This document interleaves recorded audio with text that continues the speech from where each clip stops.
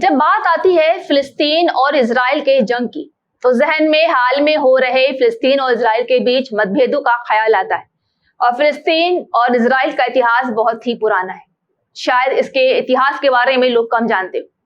इस जंग की असल वजह है एक जमीन। जी हाँ, एक जमीन जो सदियों से धर्म, इतिहास और पहचान की लड़ाई का मैदान बनी है। एक तरफ वो लोग जो कहते हैं कि ये उनका वादा किया हुआ राष्ट्रीय घर है, और दूसरी तरफ वो हैं जो कहते हैं ये उनका पुश्तैनी वजूद और अधिकार है।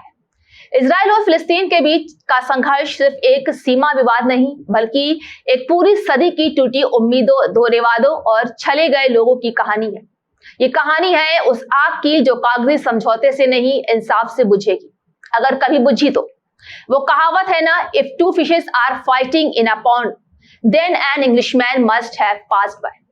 जी हाँ, 20वीं सदी की शुरुआत में फिलिस्तीन का इलाका उस्मानी तुर्कों के पास था। जैसे ही पहला विश्व युद्ध हुआ, ब्रिटेन ने अरबों से वादा किया कि अगर वे तुर्कों के खिलाफ उसका साथ देंगे तो वो युद्ध के बाद उन्हें एक आजाद देश मिलेगा। लेकिन इसी दौरान ब्रिटेन का एक और नया ऐलान हुआ, जिसे बेल्फोर घोषणा कहते हैं। इसमें उन्होंने यहूदियों से वादा किया कि वे फिलिस्तीन में उन्हें एक नेशनल होम देंगे, यानी कि एक जमीन पर दो अलग अलग कौमों से दो वादे कर दिए। युद्ध के बाद उस्मानी साम्राज्य टूट गया और फिलिस्तीन ब्रिटेन के अधीन आ गया। उस वक्त यूरोप में यहूदियों पर भारी अत्याचार हो रहा था, खासकर जर्मनी में हिटलर के शासन के दौरान। लाखों यहूदी यूरोप से भागकर फिलिस्तीन आने लगे। वहां पहले से रह रहे स्थानीय अरब मुसलमानों को ये बात बहुत चुभी, क्योंकि उन्हें लगा कि बाहर से आए लोग उनकी जमीन और वजूद पर कब्जा कर रहे हैं। वहीं ब्रिटिश शासन में यहूदी धीरे धीरे संगठित होने लगे। उन्होंने जमीनें खरीदी, संगठन बनाए और अपनी पहचान को मजबूत किया। 1947 में जब ये मामला संयुक्त राष्ट्र के पास पहुंचा, तो यूएनए ने प्रस्ताव रखा कि फिलिस्तीन दो हिस्सों में बांट दिया जाएगा, एक यहूदी देश बने और एक अरब देश। साथ ही यरूशलेम को किसी एक देश का हिस्सा बनाकर अंतर्राष्ट्रीय नियंत्रण में रखने की सिफारिश हुई, क्योंकि वो तीनों धर्मों के लिए पवित्र स्थल था। यहूदियों ने इस प्रस्ताव को स्वीकार कर लिया, लेकिन अरब देशों और फिलिस्तीनी लोगों ने इस बंटवारे को पूरी तरह खारिज कर दिया। उन्हें लगा कि ये तो हमारी जमीन है, बाहर से आए लोग इसमें आधे मालिक कैसे बन सकते हैं। तो वही 1948 में यहूदियों ने खुद को एक आजाद देश इजराइल घोषित कर दिया। इसके फौरन बाद मिस्र, सीरिया, जॉर्डन, लेबनान और अन्य अरब देशों ने इजराइल पर हमला कर दिया। लेकिन इस लड़ाई में इजराइल न सिर्फ बचा, बल्कि यूएन के प्रस्ताव से भी ज्यादा जमीन पर कब्जा कर लिया। लाखों फिलिस्तीनी अपने घरों से बेघर हो गए। आज भी इसे नकबा कहा जाता है, यानी कि महाविनाश। इस युद्ध के बाद गाजा पट्टी मिस्र के पास चली गई और वेस्ट बैंक जॉर्डन के पास आ गया। यरूशलेम का पश्चिमी हिस्सा इजराइल ने रख लिया और पूर्वी हिस्सा जॉर्डन के पास रहा। लेकिन मामला यही नहीं रुका। 1967 में इजराइल ने मिस्र, सीरिया और जॉर्डन पर एक साथ हमला कर दिया। इसे 6 दिन की जंग कहा जाता है। इस लड़ाई में इजराइल ने गाजा, वेस्ट बैंक, पूर्वी यरूशलेम और गोलन हाइट्स तक पर कब्जा किया। इसके बाद से फिलिस्तीन पूरी तरह से इजराइल के कब्जे में चला गया। अब सवाल यहाँ ये उठता है कि इजराइल ने जो जमीनें हासिल की, क्या वो सारी लड़ाई से ली गई हैं? जवाब है नहीं। असल में इजराइल ने शुरू में बहुत सी जमीनें खरीद ली थी। 1880 के बाद जब यहूदी यूरोप से फिलिस्तीन आने लगे, तो उन्होंने सोचा कि लड़ाई नहीं, राजनीति, रणनीति से देश बनाना है।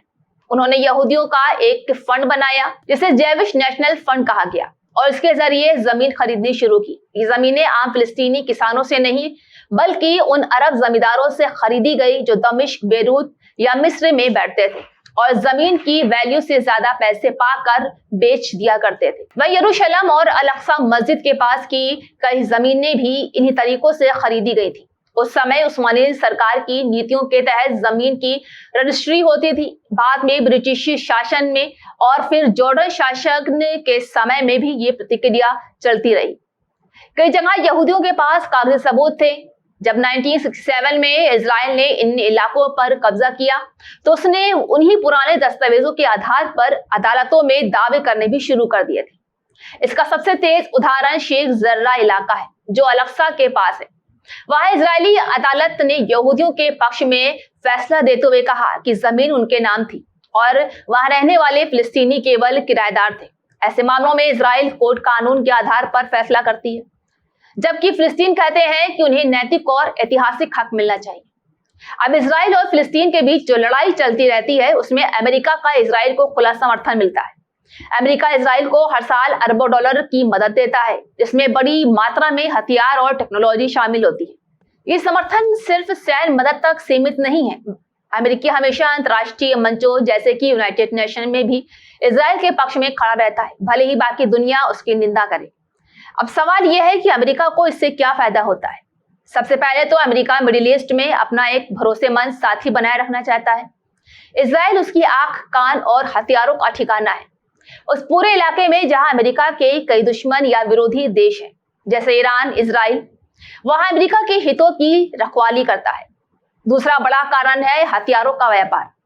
अमेरिका दुनिया का सबसे बड़ा हथियार बेचने वाला देश है। अगर दुनिया में तनाव और लड़ाई चलती रहती है तो हथियारों की मांग बनी रहती है। इजराइल और हमास या फिलिस्तीन गुटों के बीच जब तक टकराव होता है तो इजराइल को ज्यादा सुरक्षा की जरूरत होती है और अमेरिका उसे अपने हथियार बेचता है। साथ ही बाकी देशों में भी डर फैलता है कि कहीं उन्हें भी युद्ध के लिए तैयार न रहना पड़े, तो वो भी हथियार खरीदते हैं। इस तरह अमेरिका की हथियार बनाने वाली कंपनियों को फायदा मिलता है और इन कंपनियों से अमेरिका की अर्थव्यवस्था को ताकत मिलती है। लेकिन ये फायदा सिर्फ अमेरिका और इजराइल को नहीं होता है, बल्कि और भी देशों को और कंपनियों को होता है। उदाहरण के लिए यूरोप की कुछ कंपनियां हैं जो सर्वेलियंस सिस्टम, ड्रोन और साइबर सिक्योरिटी टेक्नोलॉजी इजराइल से खरीदती हैं, जो इजराइल ने युद्ध की स्थिति में विकसित की होती है। इस पूरे युद्ध से हथियार बनाने वाले देशों को मुनाफा होता है, लेकिन जिन जगहों पर यह मुद्दा हो रहा था वहां के आम लोगों की जिंदगी बर्बाद हो जाती है। हजारों लोग मारे जाते हैं, घर उजड़ जाते हैं और बच्चों का भविष्य अंधकार में चला जाता है, जैसे कि गाजा में हुआ है। अगर ये युद्ध रुक जाए तो हथियारों की बिक्री में कमी आएगी और जो देश युद्ध से पैसा कमा रहे हैं उनका नुकसान होगा। इसलिए कई बार बड़े देश चाहते हैं कि टकराव पूरी तरह खत्म ना हो, बल्कि ऐसे ही चलता रहे, ताकि वो बीच बीच में शांति की कोशिश का दिखावा करते रहें और अपना फायदा भी उठाते रहें। असल में इस लड़ाई का सबसे ज्यादा नुकसान आम फिलिस्तीनी और कुछ हद तक आम इजरायली नागरिकों को भी होता है, जबकि फायदा उठाने वाले दुनिया के बड़े ताकतवर देश और उनकी कंपनियां होती हैं। आज की तारीख में गाजा पट्टी पर हमास नाम का संगठन राज करता है, जो इजराइल को एक अवैध देश मानता है। वेस्ट बैंक में फिलिस्तीनी प्रशासन है, लेकिन वहां भी यहूदी बस्तियां लगातार बस रही हैं। यरूशलेम और खासकर अल-अक्सा के पास का इलाका बार बार विवाद का कारण बनता है। जब जब वहां यहूदी कट्टरपंथी घुसने की कोशिश करते हैं तो पूरी मुस्लिम दुनिया में आक्रोश फैलता है। ओआईसी यानी कि इस्लामिक सहयोग संगठन भी बार बार इजराइल के कदमों की आलोचना करता है। इजराइल के पास तकनीकी ताकत है, अमेरिकी और यूरोपीय समर्थन है और संगठित सरकार है, तो वही फिलिस्तीन बटा हुआ है, आर्थिक रूप से कमजोर है और राजनीतिक रूप से भी कमजोर, नेतृत्व में उलझा हुआ है। लेकिन असली मुद्दा अभी भी वही का वही है, जमीन, धार्मिक अधिकार और पहचान। जब तक इसका समाधान नहीं होगा तब तक ये संघर्ष जारी रहेगा। ये है असल वजह फिलिस्तीन और इजराइल के जंग की, जो सबसे बड़ी वजह है। इस बारे में, इस मुद्दे को लेकर आपका क्या कहना है, नीचे कमेंट कर जरूर बताएं।